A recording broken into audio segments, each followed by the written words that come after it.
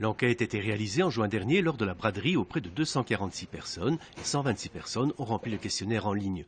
Un échantillon suffisant pour se faire une opinion, estime le groupe Ensemble, dont les 8 conseillers siègent dans l'opposition à Soignies. Alors, ce n'est pas une étude très scientifique, ça c'est vrai, mais par contre, on a consulté finalement 372 Sonnégiens, ça fait à peu près un habitant sur 50 de plus de 18 ans à Soignies, et ça c'est quand même significatif. Le sondage comptait 7 questions fermées avec 3 possibilités de réponse. Les questions qui ont enregistré le plus haut taux d'insatisfaction se rapportent au parking, à l'état des trottoirs, à la propreté publique et surtout aux aménagements vélos.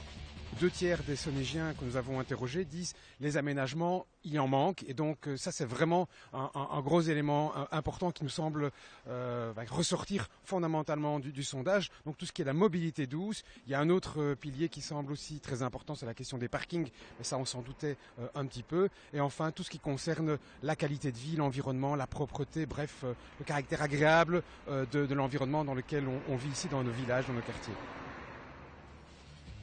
Seul un tiers des sondés jugent que la sécurité doit être améliorée à Soignies.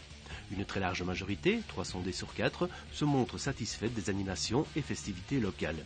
C'était une petite surprise pour Ensemble. Près de la moitié des 372 sondés sont favorables à l'ouverture annoncée d'un centre commercial sur le site Semaille.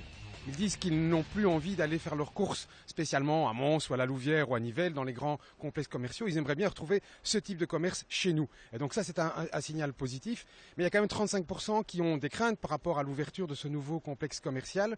Et s'ils ont des craintes, c'est pour le centre-ville et le centre-ville commercial. Et donc je pense qu'il faudra trouver un équilibre et une solution qui soit à la fois positive pour l'offre commerciale, mais aussi qui défende les commerçants, les artisans, notre centre-ville commercial. Ça c'est aussi important.